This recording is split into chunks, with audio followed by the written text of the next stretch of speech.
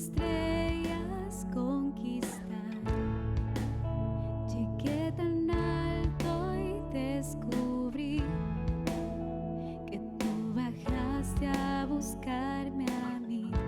Mi corazón latiendo está, vida encontré al rendirme a ti. Me postraré, el cielo yo podré tocar al caer a tus pies.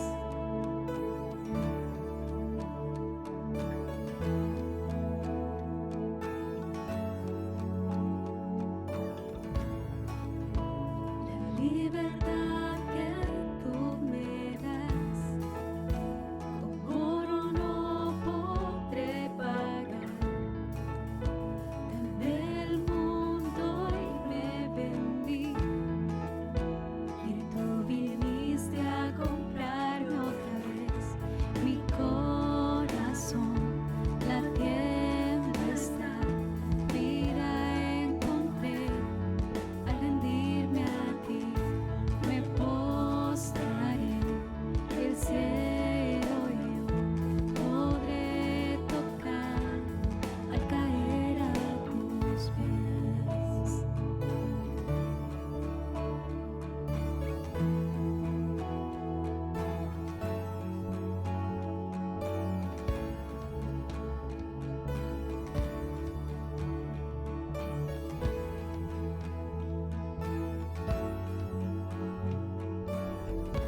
A tus pies yo me rendiré una y otra vez. Lo que soy te lo entrego. Con tu amor, Dios, rodéame.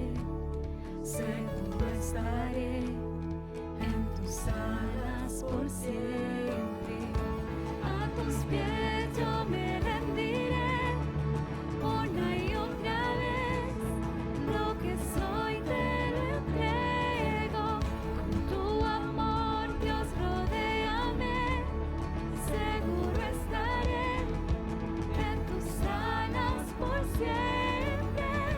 Mi corazón latiendo está, vida encontré al rendirme a ti. Me postraré y el cielo yo podré tocar al caer a tus pies. A tus pies yo me rendiré una y otra vez. Lo que soy te lo entrego. Con tu amor, Dios, rodéame. Seguro estaré en tus alas por siempre. A tus pies yo me rendiré una y otra vez. Lo que soy te lo entrego. Con tu amor, Dios, rodéame. Seguro estaré en tus alas por siempre. Mi corazón latiendo está, vida encontré al rendirme a ti. Me postraré y el cielo yo podré tocar al caer a tus pies.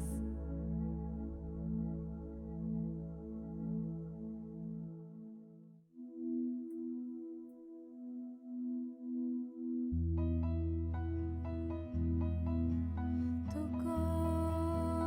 corazón quiero ver cómo mueves las montañas. Muévete en mi interior. Seguiré tu voz y pondré mi mirada en lo inesperado, en la sombra de tu caminar. Tus pasos seguiré.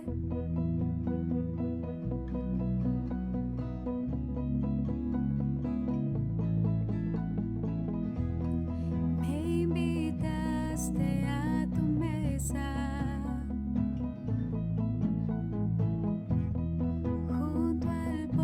gozo te encontré, me buscaste, siempre estás ahí, tan cerca de mí. Tu corazón quiero ver cómo mueves las montañas, muévete en mi interior, seguiré tu voz y pondré mi mirada en lo inesperado, en la sombra de tu caminar, tus pasos seguiré.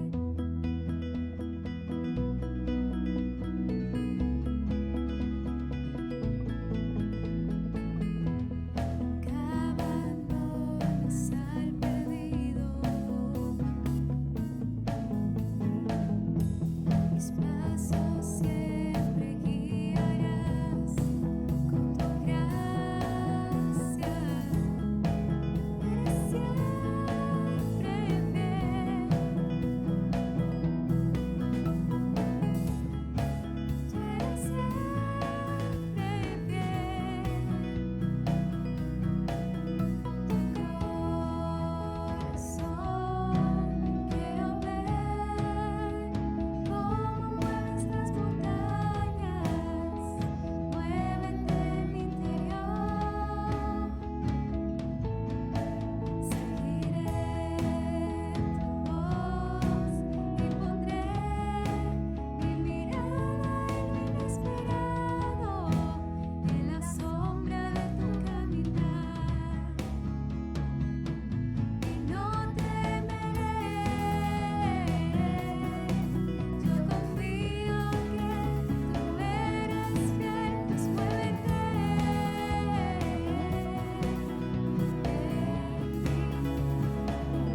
y te adoraré.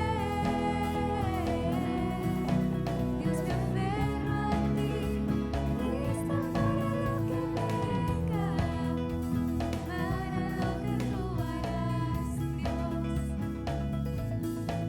Explicar tu amor o descifrar quién eres, Dios, pero al pensar en lo que hiciste tú por mí, sé que tu gracia me guiará.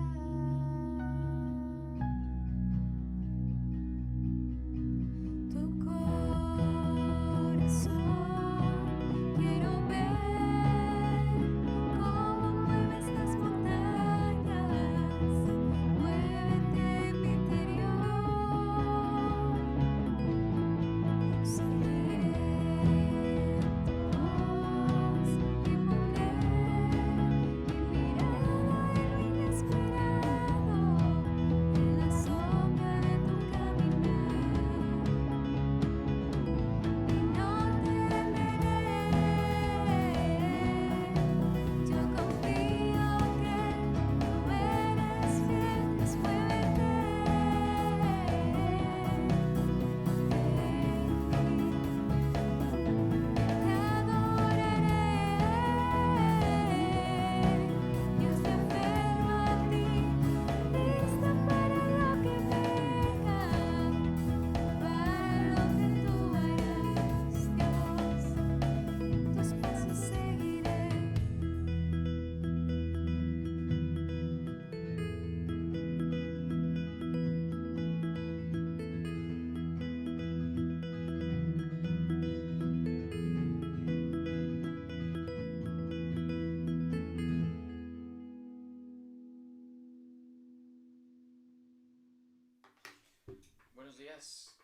Buenos días hermanos, otra vez les damos la bienvenida, es un gusto saludarlos y compartir. La semana pasada estuvimos muy contentos compartiendo algunas cosas sobre el aniversario, tuvimos un buen tiempo de Santa Cena también, y La semana pasada hicimos una pequeña pausa en el estudio de la carta a los Gálatas, pero hoy lo vamos a continuar y ya estamos por terminar el capítulo 3. Desde el principio dijimos que el capítulo 3 era muy largo y tenía muchas implicaciones y era muy profundo y muy pesado, pero hoy queremos irlo terminando. Y ahí la última parte de este capítulo es muy práctica también, a pesar de que sigue siendo teológicamente profunda. Creo que tiene implicaciones bien importantes para nuestra vida y también para nuestras relaciones hoy. Y quise titular este pasaje Revestidos de Cristo, justo como uno de los versículos lo enfatiza. Estamos revestidos en Cristo, estamos vestidos de Cristo, y quisiera en esta mañana explorar unos versículos y explorar lo que significa que nosotros hemos sido revestidos de la naturaleza de Cristo y de su carácter. Entonces vamos a estar compartiendo hoy en Gálatas 3 de los versículos 26 al 28. Es bien poquito en cuanto a los versículos. Hemos tratado de ir versículo por versículo, pero creemos que estos 3 versículos tienen unas implicaciones bien grandes para nuestra vida hoy. Y entonces, antes de orar, quisiera dejarles algunas ideas generales de lo que contiene esto y de lo que vamos a estar hablando. Número 1, el alcance de la filiación o de la condición de ser hijos de Dios. Hasta dónde nos alcanza el ser hijos de Dios. Y aunque en el capítulo 4 más adelante vamos a hablar sobre la adopción y sobre el ser hijos de Dios y lo que implica eso, el alcance que esto tiene para nosotros y lo que provoca. Vamos a empezar a explorar lo que significa ser hijos de Dios. Y luego, la suficiencia de Cristo en la vida del creyente. Cómo estar revestidos de Cristo es suficiente para nosotros hoy y todo lo que eso significa para nuestra vida. Somos hijos de Dios, estamos revestidos de Cristo y somos uno en Cristo. Así que en términos generales, quisiera hablar de 2 cosas bien importantes hoy. Que somos hijos de Dios y que somos uno en Cristo. Esas 2 verdades tienen mucha sabiduría y muchas implicaciones para nosotros los creyentes el día de hoy. Y esas son 2 cosas que la iglesia del Señor debería de conocer a profundidad, porque implica un cambio en nuestras relaciones, un cambio con cómo nos relacionamos, un cambio de la manera en que nos relacionamos en la iglesia también. Entonces, quisiera que me acompañaran a Gálatas capítulo 3 y vamos a leer los últimos versículos del capítulo hasta el 29. Y dice: pues todos sois hijos de Dios por la fe en Cristo Jesús. Porque todos los que habéis sido bautizados en Cristo, de Cristo estáis revestidos. Ya no hay judío ni griego, ya no hay esclavo ni libre, no hay varón ni mujer, porque todos vosotros sois uno en Cristo Jesús. Y si vosotros sois de Cristo, ciertamente, linaje de Abraham sois y herederos según la promesa. Y ahí continúa luego el capítulo 4. Pero estos versículos... Bien, el apóstol Pablo está hablando en lo anterior, sigue hablando acerca de la ley y el propósito de la ley. Hemos hablado muchísimo en estas últimas semanas de lo que significa la ley para nosotros y lo que no significa.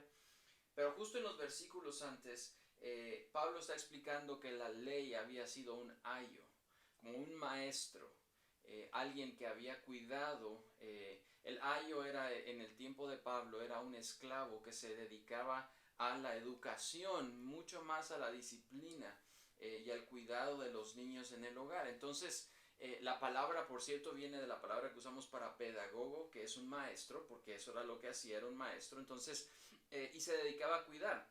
De manera que la ley nos estaba cuidando, o estaba cuidando a los hombres hasta el momento en que se revelara Cristo. Y una vez Cristo revelado, entonces la ley había cumplido su propósito de enseñar y de apuntar hacia Cristo. Y ahora en el versículo 26 dice: pues todos sois hijos de Dios por la fe en Cristo Jesús. Hay un autor que se llama Sinclair Ferguson y él tiene una frase que me gustó muchísimo, y él dice: el punto culminante de la vida cristiana es la noción de que somos hijos de Dios. el punto más alto de la vida de un creyente llega cuando nos damos cuenta de lo que somos ahora en Cristo, de lo que hemos alcanzado en Cristo, y no por nuestros medios, lo hemos hablado muchísimo, sino que ahora somos hijos de Él, y entonces de ser enemigos de Dios, que era lo que el pecado había provocado en nosotros, y estar alejados completamente de Dios, sin una esperanza para regresar. Cristo, nuestra esperanza, ha acortado esa brecha, se ha puesto como un puente, y ahora nosotros somos llamados hijos de Dios por medio de Cristo.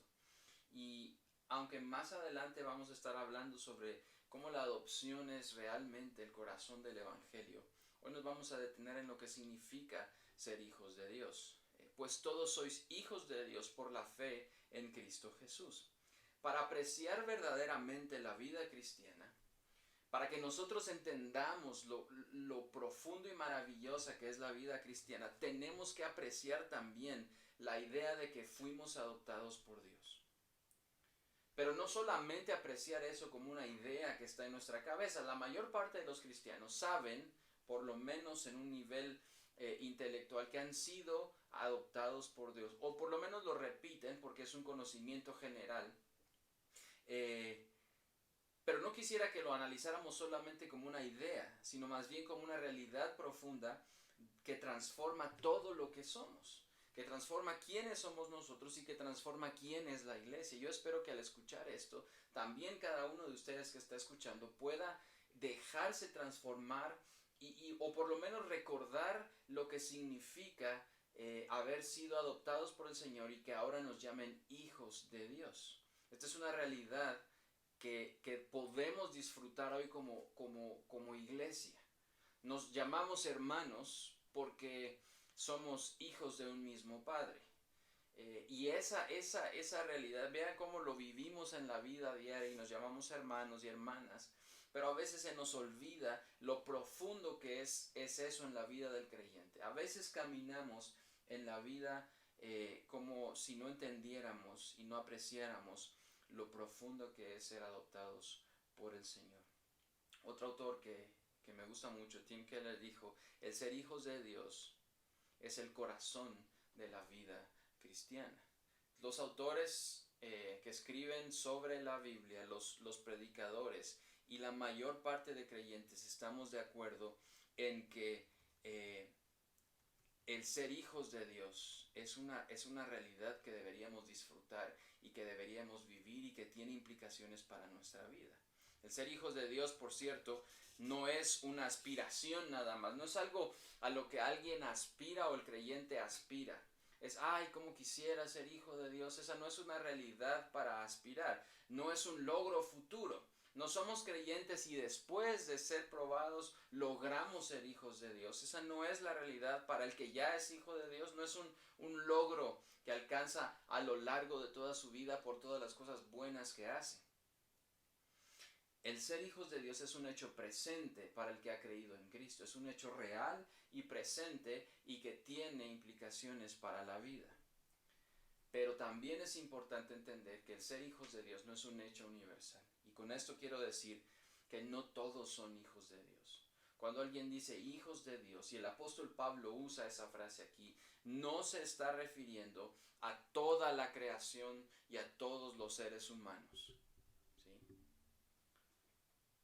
Porque el ser hijos de Dios es un hecho que se da, como el mismo apóstol Pablo dice, por la fe.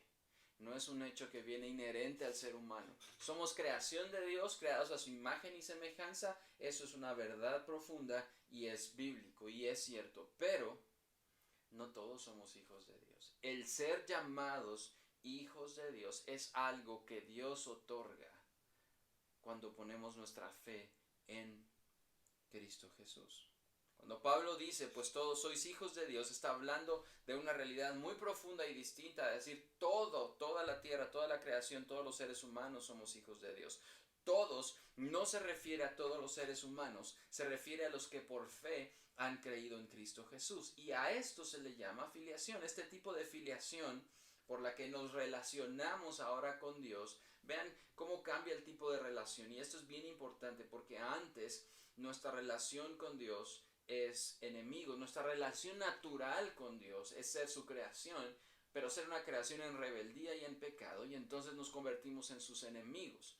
Pero cuando somos llamados hijos de Dios en Cristo por la fe, esa relación cambia, esa filiación cambia. Y esa filiación, no afiliación, sino filiación, se da como consecuencia de la fe en el Hijo de Dios, es especialmente maravillosa. La adopción nos cambia esa relación, ahora somos hijos, y si somos hijos también somos herederos con Cristo Jesús, y eso tiene muchas cosas que explorar. Esta nueva y profunda relación que encontramos en Cristo implica que ahora somos tratados como hijos legítimos con todos los derechos de un hijo, ¿sí? Incluso cuando uno piensa en los términos de la adopción, y lo vamos a ver un poco más adelante, es que un hijo adoptado legalmente tiene todos los derechos de un hijo que es de sangre, ¿sí? En Cristo nosotros tenemos todos los derechos como hijos legítimos. Y entonces nuestra relación cambia fundamentalmente y cambia profundamente con Dios. Ahora estamos cerca de Él, ¿sí? Pero muchos creyentes caminan en su vida cristiana todos los días sin saber lo que eso significa, y hacen algunas cosas y van por la vida cristiana sin entender verdaderamente la profundidad de esta relación. Y van a ver a continuación en los versículos lo que esto implica para nosotros. ¿Cómo sabemos que ahora somos tratados como hijos de Dios? ¿Qué señales o qué evidencias tenemos nosotros de que ahora somos tratados como hijos? En el versículo 27, Pablo comienza a explicar lo que eso significa. Vean lo que dice el versículo 27. Porque todos los que habéis sido bautizados en Cristo, de Cristo, estáis revestidos. Otra vez comienza todos, porque todos los que habéis creído, todos los que habéis sido bautizados, entendemos que se trata a los creyentes, a los que pusieron su fe en Cristo. Y creo que podemos observar en este versículo por lo menos dos evidencias de cómo somos ahora tratados como hijos, o que nos puede informar a nosotros que tenemos un trato diferente. Y lo voy a tratar de explicar. Número uno, el bautismo. Dice, porque todos esos que han creído ahora han sido bautizados en Cristo. En este versículo el apóstol Pablo no está tratando de decir que el bautismo es como una forma de salvación, digamos, como un medio para alcanzar la salvación, porque eso sería otra vez como lo que los judaizantes hacían con la circuncisión, un rito para alcanzar la salvación, y eso es la salvación por obras, y nosotros no creemos eso, y Pablo no está predicando de ninguna manera eso. Más bien está apuntando al bautismo como una señal de que el Espíritu Santo está trabajando en la vida del creyente, ¿sí? Entonces la evidencia de que ahora somos tratados como hijos, o que Dios nos ve como sus hijos, es que su Espíritu Santo mora en nosotros, como lo dijimos al principio del capítulo 3. La obra del Espíritu Santo en nosotros es una evidencia de esa filiación con Dios, de esa cercanía con Dios, de esa nueva relación con Dios. El Espíritu Santo nos está impulsando al bautismo como una señal pública de que reconocemos y que creemos y tenemos una nueva fe en Cristo, y estamos reconociendo esa nueva relación. Entonces, porque ahora sabemos que somos hijos de Dios, y entonces es mucho más visible y poderosa la obra del Espíritu Santo en nuestra vida, cambiándonos y transformándonos. Entonces, cuando el apóstol Pablo dice, porque todos los que habéis sido bautizados, fueron bautizados porque el Espíritu Santo estaba trabajando ya en ellos como hijos. Ahora, por haber sido bautizados, o en el bautismo, en esa señal pública, dice, de Cristo estáis revestidos, y esa es la segunda señal. Somos revestidos de Cristo. Pablo recurre constantemente en varias de sus epístolas a esta metáfora de la ropa para explicar el aspecto de esta relación con Cristo. Cristo es comparado con un vestido, básicamente, con una digamos, no es una toga, sino con una túnica, con algo que nos cubre, ¿sí? Con ropa. Esta es una metáfora usada en varios pasajes de las cartas del apóstol Pablo, y el uso de esta metáfora implica varias cosas importantes. No solo es el hecho de decir estamos revestidos en Cristo. Pablo está usando esta forma de comparar a Cristo con un vestido porque quiere implicar y quiere enseñarnos varias cosas muy prácticas. Número uno es la identidad en Cristo. Mucha gente dice que nuestra ropa les dice a los demás quiénes somos. No hablo de juzgar a los demás por cómo se visten, o por qué ropa usan o por qué ropa no usan.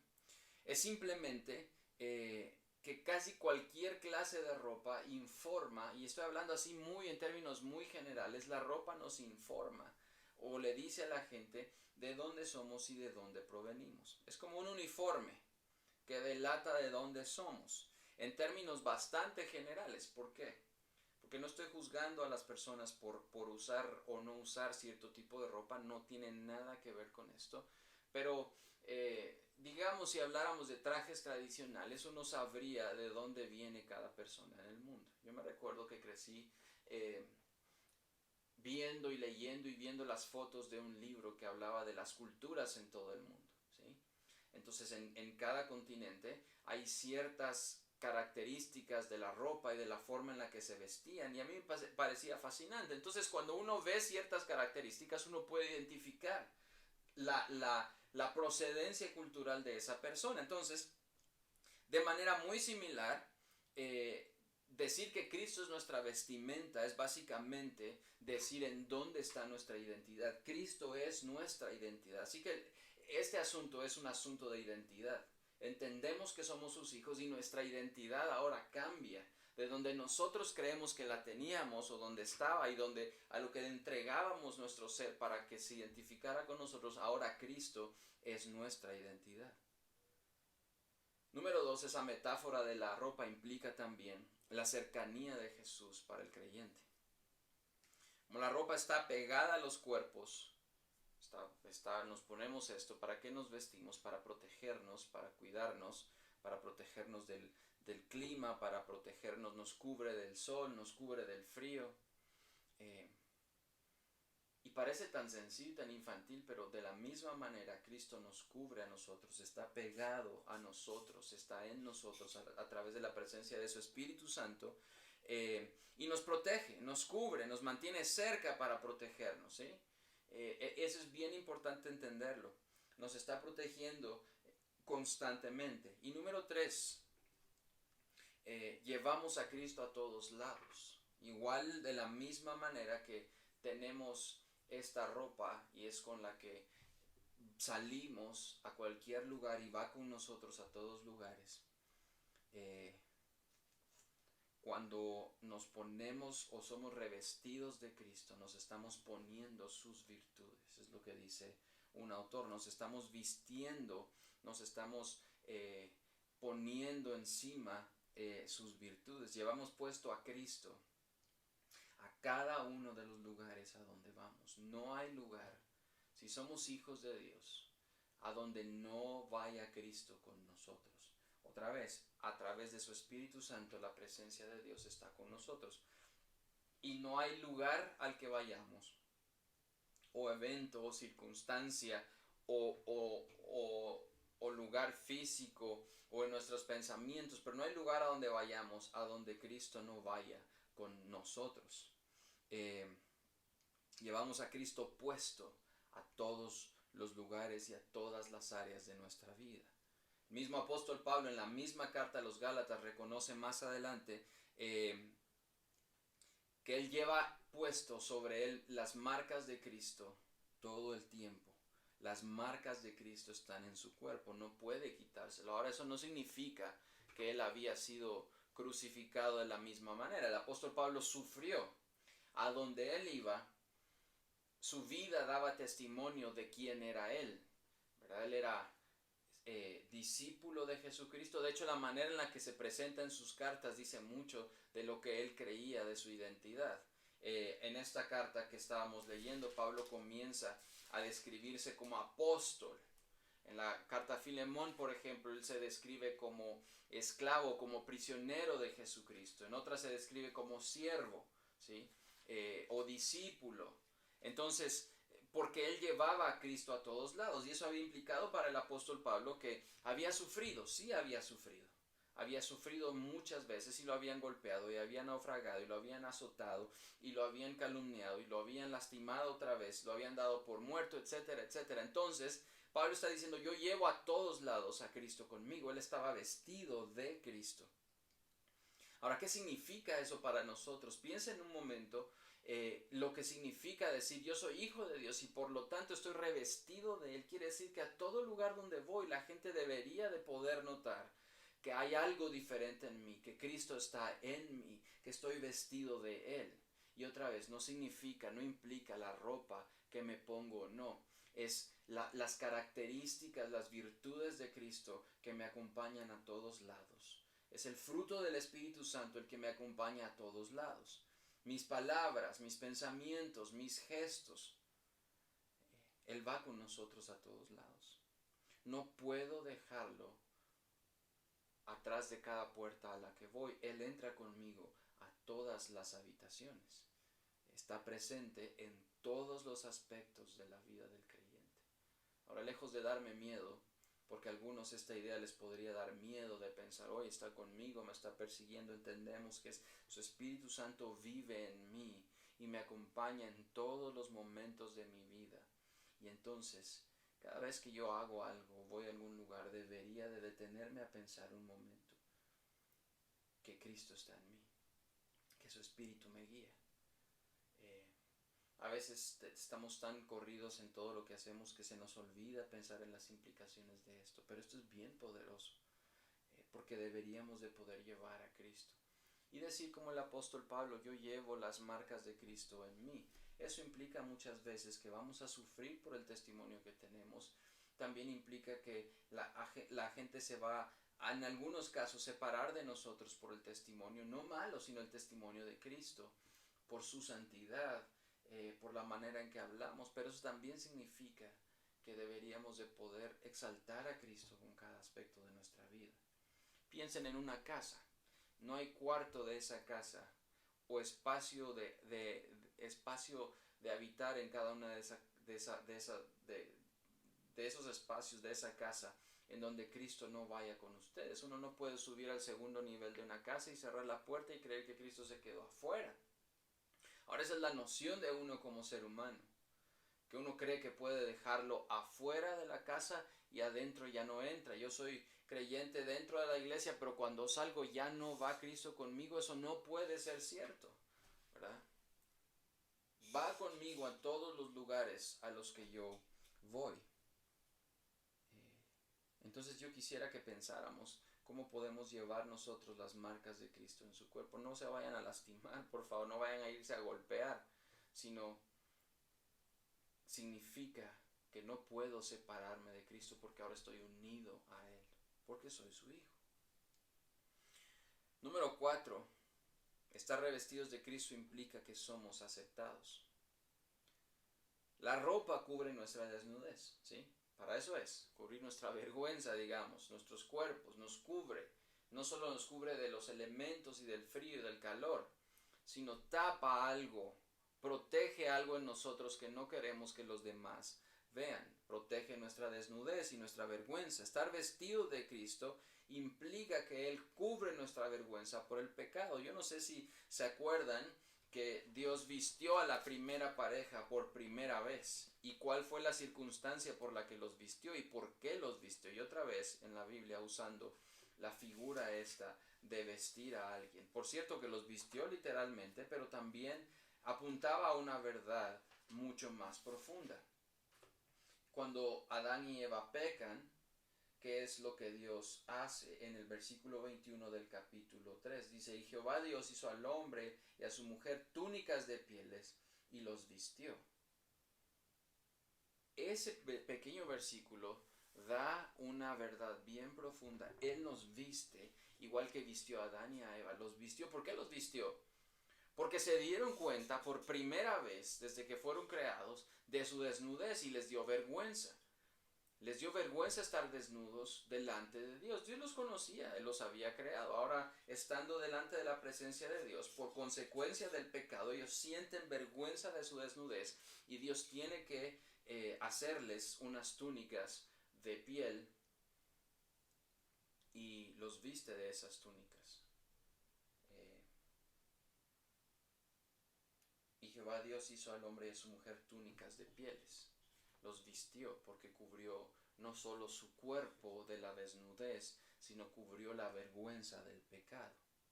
Él cubre nuestra vergüenza. La ropa con que Dios cubrió a Adán y a Eva tenía el propósito de cubrir esa vergüenza, pero también de cubrir la desnudez que les había provocado el pecado. Esta vestimenta era una figura de lo que Cristo habría de hacer con los creyentes. Y ahora llegamos a Gálatas y es lo que Cristo está haciendo o lo que Pablo está hablando que Cristo hizo. Nos revistió, nos vistió de su justicia. ¿Para qué? Para cubrir la vergüenza de mi propia injusticia. Estar revestidos de Cristo implica que Él cubre mi injusticia y me viste de su justicia. Esa es una verdad profunda y maravillosa. Gálatas 3:27 es una metáfora preciosa y maravillosa de una vida nueva y emocionante en donde el carácter de Cristo, su espíritu y su amor me dirigen e inundan cada aspecto de mi vida. Por eso el mismo apóstol Pablo en Efesios 1:23 dice, con una claridad tan contundente, lo siguiente: Dios ha puesto todo bajo la autoridad de Cristo, a quien hizo cabeza de todas las cosas para beneficio de la iglesia. Y la iglesia es el cuerpo de Cristo. Él, en una versión la Reina Valera dice lo llena todo en todo, pero aquí dice Él la completa y la llena, y también es quien da plenitud a todas las cosas en todas partes con su presencia. Cuando hablamos de estar revestidos en Cristo es que Él me llena todo, porque Él lo llena y lo completa todo, en todo lugar, en todo tiempo, en todo espacio, en todas las partes, porque ahora estamos en su presencia. Eso significa estar revestidos. Entonces, otra vez, estar revestidos en Cristo son 4 cosas muy sencillas: la identidad en Cristo, la cercanía de Jesús conmigo, llevar a Cristo a todas partes, y que soy aceptado ahora porque Él ha cubierto mi injusticia con su justicia. Luego el versículo 28, el apóstol Pablo dice: ya no hay judío ni griego, no hay esclavo ni libre, ya no hay varón ni mujer, porque todos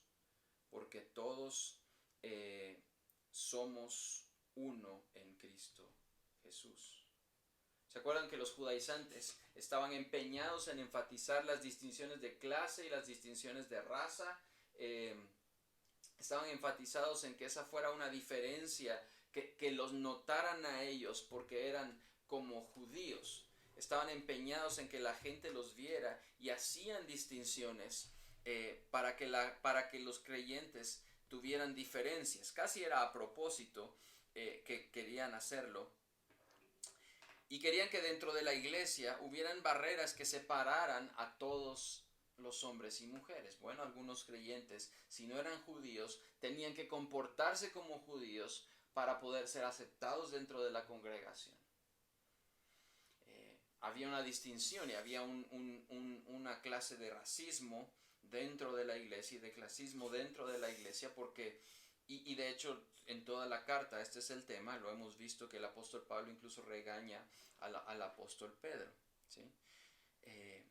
Y los judaizantes estaban empeñados en enfatizar esas distinciones de clase y de raza dentro de la iglesia, pero el apóstol Pablo hace algo profundo cuando afirma que todas esas distinciones han sido completamente erradicadas. Ya no hay barreras, ya no hay distinciones, ya no hay diferencias.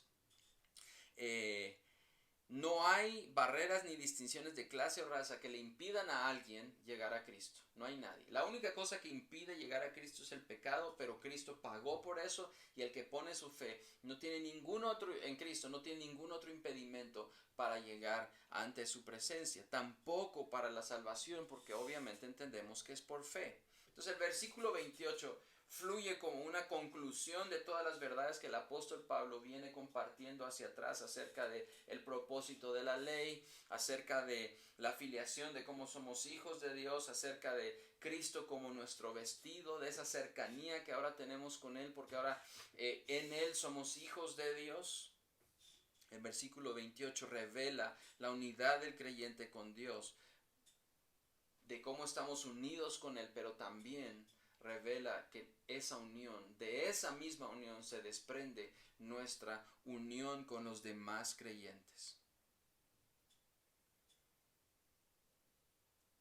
Vale la pena aclarar antes de esto, porque el versículo dice, ya no hay judío ni griego, no hay esclavo ni libre, no hay varón ni mujer, porque todos sois uno en Cristo Jesús. Que el apóstol Pablo no escribió ninguna de estas cosas para anular los roles de hombre o de mujer. Él no quería quitar la distinción que hay entre hombre y mujer en su rol dentro de la sociedad y dentro de la familia. No está haciendo nada de eso.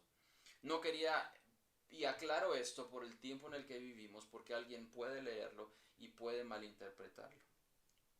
No quería establecer un solo género que no se puede distinguir. Eso no está haciendo el apóstol Pablo. Tampoco sugiere que ignoremos las prácticas culturales con las que crecemos o la cultura del lugar del que venimos. No es ese el argumento que hace el apóstol Pablo, porque entendemos que la iglesia es tan grande y en todos lugares hay diferentes cosas que nos identifican, ¿sí? Alguien de otro país no tiene las mismas costumbres ni tradiciones que nosotros tenemos en Guatemala. Entonces, eso quiere decir que hay una diversidad de prácticas. No necesariamente estoy hablando de prácticas pecaminosas, sencillamente de cosas cotidianas que nos diferencian y que no por eso dejamos de ser creyentes. Pablo no está quitando ninguna de esas cosas, no está tratando de erradicarlas, de hacer una sola cultura uniforme. Eso no está haciendo el apóstol Pablo, porque él reconoce, número uno, que no somos idénticos. Todas estas distinciones, no hay judío ni griego, habían diferencias en ellos culturales y habían diferencias incluso de rasgos, pero no está diciendo que somos idénticos, está afirmando las diferencias que hay en cada uno. No está diciendo que somos uniformes, que ahora que somos cristianos todos nos vestimos, hablamos, pensamos, caminamos, comemos igual. Eso no está diciendo tampoco. Y que tampoco somos intercambiables, como si fuéramos todos idénticos y podemos reemplazar a uno por otro y nadie se dio cuenta. El apóstol Pablo está afirmando las diferencias. Entonces, ¿qué es lo que está tratando de decir cuando dice ya no hay ni uno ni el otro, ni el otro? Ya no hay ni judío ni griego, ni esclavo ni libre, ni hombre ni mujer. ¿Qué está diciendo Pablo? Lo que él está diciendo es que a pesar de las diferencias y de la diversidad, tiene que haber algo que nos une. Hay una unión profunda y misteriosa solamente porque no entendemos completamente cómo se da, pero es en Cristo que nos conecta a todos a través de su Espíritu Santo. A pesar de las diferencias, incluso entre nosotros, que vivimos en el mismo espacio y en el mismo lugar, en la misma cultura, en el mismo país, en este momento, hay diferencias. En algunos casos pequeñas y en otras grandes, ¿sí? En cómo hablamos, en cómo comemos, en cómo nos comportamos en ciertos asuntos. Y otra vez, no estoy hablando de cosas pecaminosas, estoy hablando de cosas cotidianas de todos los días, incluso de dónde venimos cada uno de nosotros. Pablo lo que está diciendo es que a pesar de esas diferencias y de esa diversidad, hay una unidad que nos conecta a todos de una manera tan profunda que nos llamamos hermanos y hermanas, que nos llamamos hijos del Señor, pero que nos amamos de una manera profunda. En algunos casos, nuestra relación está conectada de tal manera que probablemente estamos más cercanos a alguien de la iglesia que a algunos de nuestros parientes sanguíneos más cercanos. Ese es el caso para muchos de los que están aquí, de los que están viendo. A veces podemos pensar que un amigo en Cristo es mucho más cercano que un hermano, o que un padre, o que una madre. Porque la realidad humana es que nuestras relaciones están rotas y quebradas y estamos distanciados. Entonces, encontrar esa unidad en Cristo es fundamental para el apóstol Pablo. Y está diciendo, ya no hay barreras de clase, ya no hay barreras de origen, de cultura, que nos puedan separar, que nos puedan cambiar, que nos puedan desunir. No son esas cosas las que nos unen, porque Pablo está regañando de alguna manera a los Gálatas por haber creído a los judaizantes, diciéndoles: la única manera de que nosotros estemos unidos es que ustedes hagan lo que nosotros hacemos, y eso no es lo que el evangelio significa. Estamos unidos porque alguien ya hizo algo, porque Cristo ya hizo algo en nosotros y por nosotros. Él ya entregó su vida por nosotros para que nosotros pudiéramos estar unidos en Él. Entonces Pablo implica que a pesar de esa diversidad existe una unidad y una unión profunda que nos conecta a todos, porque estamos unidos en Cristo. Nunca dé por sentado esa frase. Estar unidos en Cristo es mucho más profundo de lo que nosotros podemos ver. Esta es una verdad que tiene implicaciones personales, pero que también tiene implicaciones sociales, tan radicales y tan diferentes, que deberían cambiar la manera en que nos relacionamos y que vivimos. No podemos ser iguales después de entender lo que esto significa para nosotros. Tim Keller afirma de una manera categórica que soy cristiano. Él dijo esto: soy cristiano por encima de cualquier rol o relación o afiliación en mi vida. Yo soy cristiano antes de cualquier otra cosa, de cualquier rol. Quiere decir que yo soy cristiano por encima de ser papá, de ser mamá, de ser hijo, de mi rol dentro de mi familia. Soy cristiano por encima de cualquier otra relación. No hay relación que tenga más peso y valor que se ponga sobre el hecho de que ahora soy hijo de Dios. No significa soy cristiano como una afirmación de identidad cultural nada más, que bueno, todos son cristianos, yo también soy cristiano y defiendo eso, como decir soy guatemalteco porque sí. Incluso en ese aspecto yo soy creyente y soy cristiano antes de eso. Nací en Guatemala, claro, y con eso no estoy despreciando lo que significa ser guatemalteco. Yo soy un cristiano que nació en Guatemala y me identifico con la cultura y las tradiciones de este país y amo a este país porque el Señor me puso en este lugar por una razón. Pero soy su hijo antes que cualquier cosa. Entonces esa relación se sobrepone a cualquier otra y es radical. Es radical en cuanto a mis relaciones y en cuanto a mi manera de actuar. Eso no quiere decir que yo no cante mi himno nacional o que no me comporte como un ciudadano en el país del que soy o en el que vivo, porque no todos los que están viendo son originarios del país en donde viven. Entonces, ¿pero qué me une a esas personas? Me une el hecho de que soy hijo de Dios. Soy cristiano por encima de cualquier rol o relación o afiliación política. ¿Sí? Hoy nos divide muchísimo a qué movimiento o ideología o partido, etcétera, yo soy parte de. Me divide eso, pero eso no puede ser en Cristo. En Cristo eso me eleva. Cristo me eleva por encima de esas relaciones. ¿Sí? Todo lo que creo que me separa del otro, barreras sociales, afiliaciones políticas, prejuicios culturales, injusticias, preferencias, gustos o disgustos, color, forma de vestir, etc. Todas esas barreras se derrumban completamente en Cristo. Ya no existen en Cristo. Hay por lo menos 3 barreras o 3 implicaciones de esta realidad. 3 barreras que se derrumban en Cristo. Según el apóstol Pablo, en esta enumeración de diferencias que hace, ya no hay ni judío ni griego, ni esclavo ni libre, ni hombre ni mujer. Hay por lo menos 3 barreras profundas que Cristo rompió. Número 1, la barrera cultural.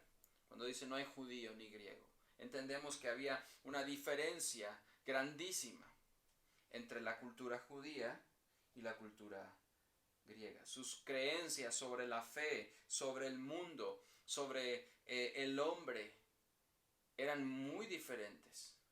Mientras los griegos habían desarrollado una filosofía y una manera de pensar, habían desarrollado la democracia, habían desarrollado muchas instituciones y vivían de una forma, digamos, más o menos hedonista, habían entendido y desarrollado el pensamiento y sus ciudades eran impresionantes, etc. El pueblo de Israel había sido formado en la esclavitud, en el desierto, en el exilio, en su patria, bajo la dirección del Señor.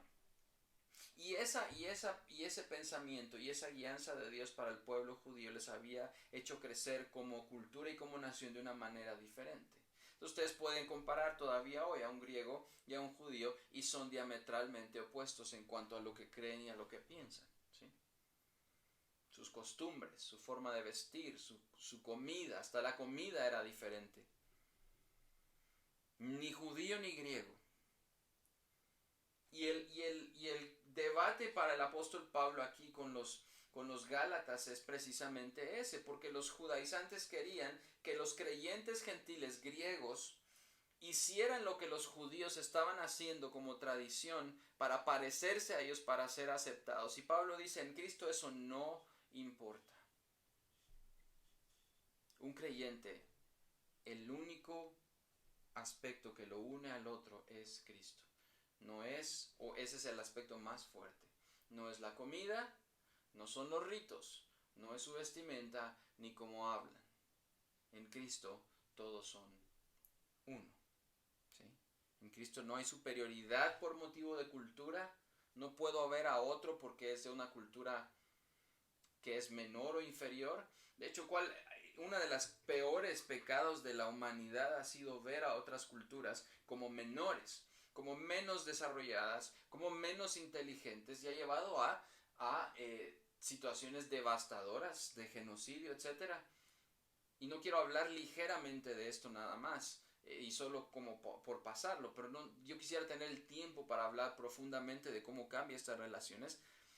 Pero el no entender que en Cristo somos iguales y que no hay discriminación por cuestiones de cultura o raza, o que no hay superioridad de una a otra, ese pensamiento ha traído devastación a este mundo. Tampoco hay una cultura o una raza que sea superior a otra. Y las implicaciones negativas de no entender esto son profundas. Hoy todavía en muchas naciones de este mundo hay atrocidades que se cometen por creer que otro que es diferente a mi color de piel o que viene de otra raza es inferior solo por el hecho de ser de otra raza. Y entonces claro que los Gálatas estaban luchando con un racismo profundo. Y Pablo dice, eso se borró, ya no hay judío ni griego, en Cristo somos uno. De hecho, uno de los mejores ejemplos de esta frase, ya no hay judío ni griego, es y de cómo se van quitando estas diferencias, es la carta a Filemón, que es muy pequeña en su contenido, pero es muy profunda. Filemón tenía que recibir a su esclavo Onésimo y perdonarlo y tratarlo como hijo de Dios porque ahora era un creyente.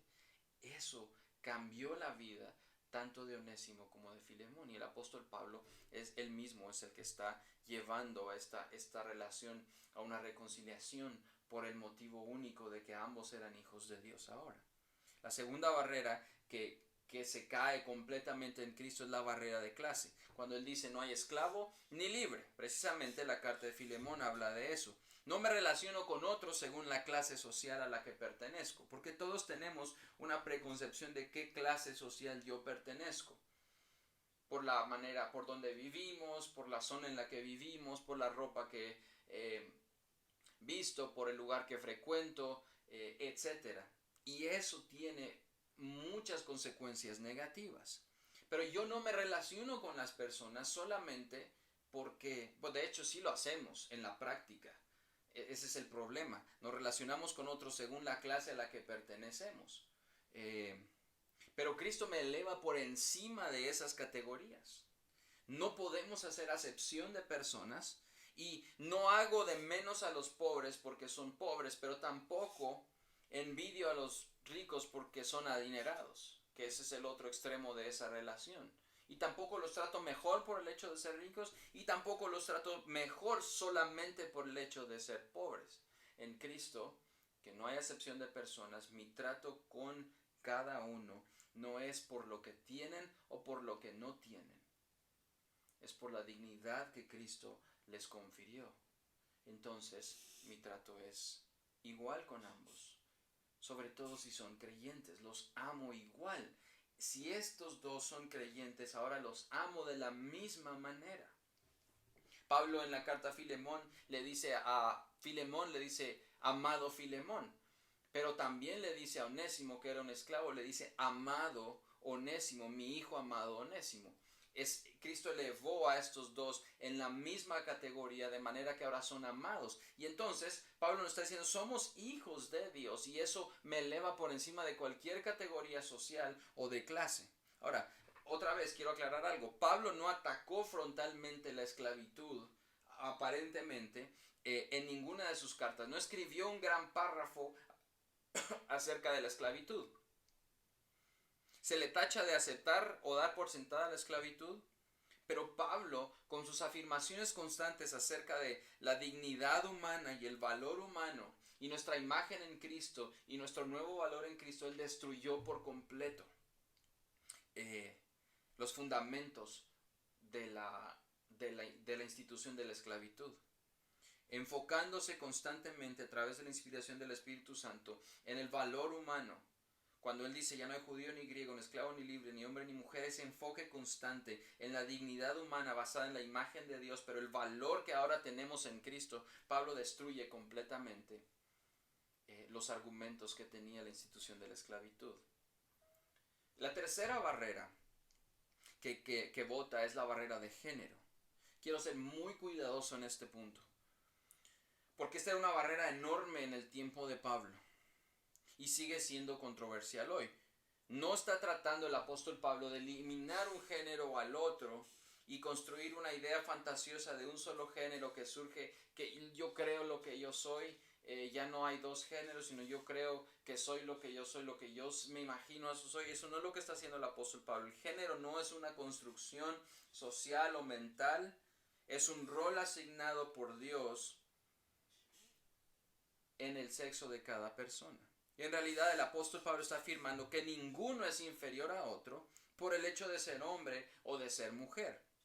En el contexto en el que Pablo está escribiendo, se consideraba que las mujeres eran menos dotadas, eran inferiores, y encima eran, la cultura romana, eran las mujeres propiedad de los hombres. La mujer siempre era inferior, y en la cultura judía era igual. De hecho, sabemos por el recuento del Nuevo Testamento, de los Evangelios, que el testimonio de las mujeres era el menos importante. No contaba el testimonio de las mujeres para nada. Y el Señor se le aparece a mujeres, porque nadie iba a creer ese testimonio. De hecho, es una de las evidencias de que la resurrección era cierta. ¿Por qué los apóstoles y los evangelistas iban a escribir o iban a tomar el testimonio de las mujeres de la resurrección de Cristo como algo cierto si nadie les iba a creer y si su testimonio no era importante? Entonces, lo que Pablo está diciendo es que en ese contexto, que donde la mujer era tan vista inferiormente, y eso no cambió mucho por los siglos que venían, siempre ha habido una desventaja, o se ha visto a la mujer de una manera inferior. En Cristo esa distinción es borrada completamente. Es una afirmación de la misma dignidad de Dios en ambos, hombre y mujer. Roles diferentes, pero complementarios. La mujer tiene la misma oportunidad de salvación que el hombre en Cristo, porque Cristo murió por ambos. Y el ministerio de Cristo deja muy claro eso.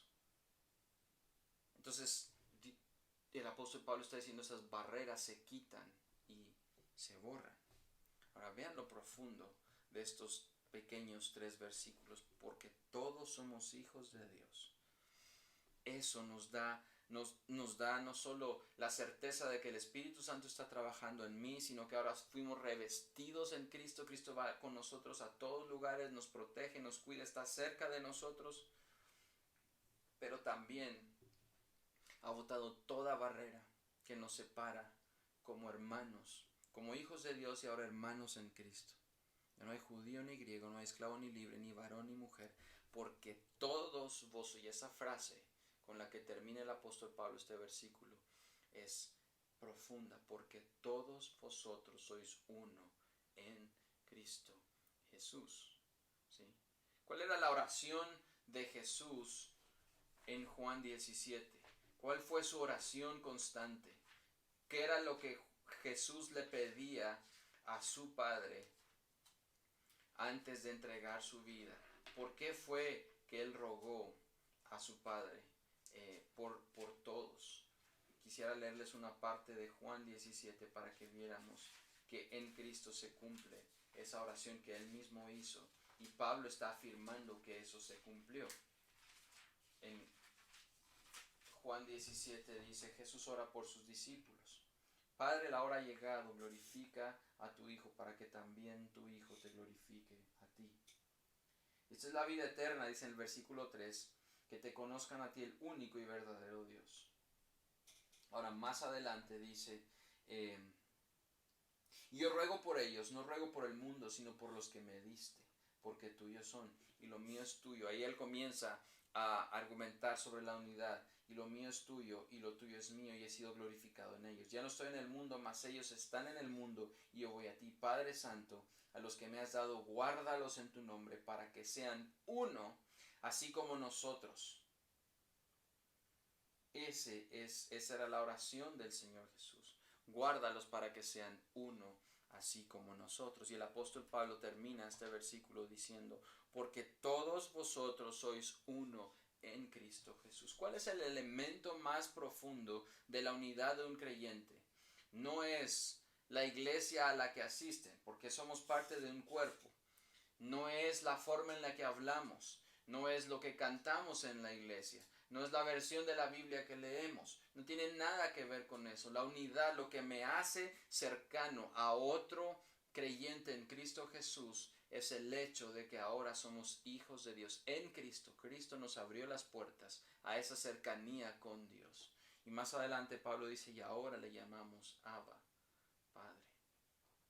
Estamos cerca de Él. Y eso nos hace uno. De manera que todos los que hoy están viendo somos uno en Cristo. No nos une la manera en que hablamos. No nos une que somos de Iglesia Sembradores de Vida. No nos une ni siquiera esta transmisión en Facebook. Esto podríamos verlo una y otra vez y sentirnos alejados y lejanos. Y a veces es una realidad en nuestra vida que nos sentimos alejados. Pero entendemos también que a pesar de eso seguimos siendo uno en Cristo. Y debo recordarme todos los días que lo único que me une a ustedes y a mis hermanos en Cristo, en todo el mundo, no solo los que están viendo hoy, en todas las iglesias que están hoy, es que Cristo entregó su vida por mí, se entregó por mí en obediencia al Padre, y que ahora en Él, que es el Hijo verdadero, Padre, tú y yo somos uno. Ahora estos y yo somos uno, entonces tú y ellos son uno, somos uno en Cristo. Puedo disfrutar de esa unidad y armonía a pesar de la distancia y de la lejanía que nos provoca este tiempo. Puedo disfrutar de esa distancia. Deberíamos de poder identificarnos con cada creyente. Cada vez que nos encontramos con un creyente debería ser un motivo de gozo y de celebración, porque hay algo que sobrepasa todas las relaciones, todas las barreras, que se sobrepone a todos los prejuicios, que se sobrepone a todo lo demás que somos, que es el hecho de que Cristo es en nosotros el elemento que nos une. Cristo, en Cristo somos uno. Debemos estar agradecidos porque somos hijos de Dios. Debemos alabar a Dios porque nos ha revestido de Cristo y ahora caminamos con Él a todo lugar a donde vamos. Cristo en mí cambia profundamente cómo nos relacionamos con los demás.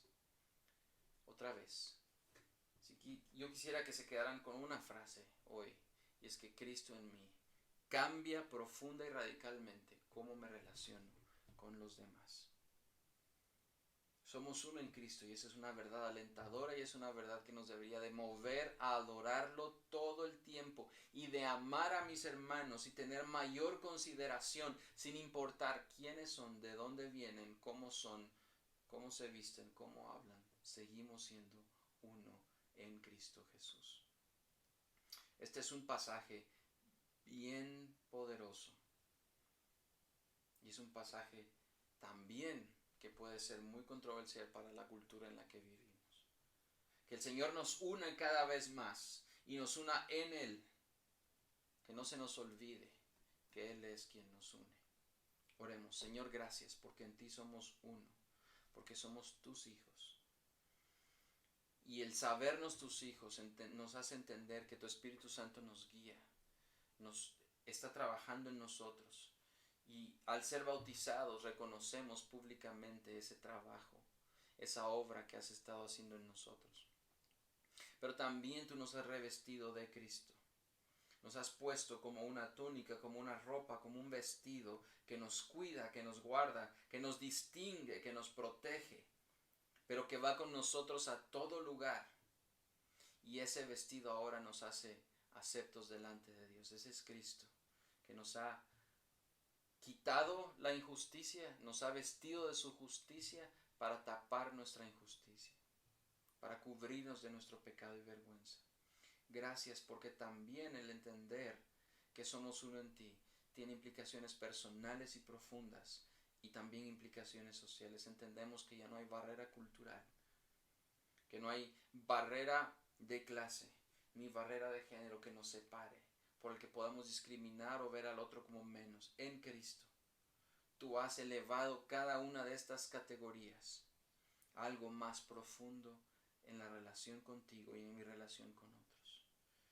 Así que entendiendo mi identidad y mi relación contigo, puedo relacionarme con los demás de una manera nueva y emocionante y profunda y conocer al otro como tú lo conoces. Gracias, Señor Jesús. Perdónanos si hemos caído en la distinción que hacían los judaizantes, si hemos pecado de hacer de menos al otro. Y si alguien se siente menos también te pedimos perdón porque es pecado no entender que en Cristo tú nos has elevado, Señor. Quita todo complejo y quita toda arrogancia. Haznos entender que en ti somos uno, una iglesia, un cuerpo que se ama y se cuida y se ayuda entre sí. Perdónanos porque en la práctica no siempre sucede.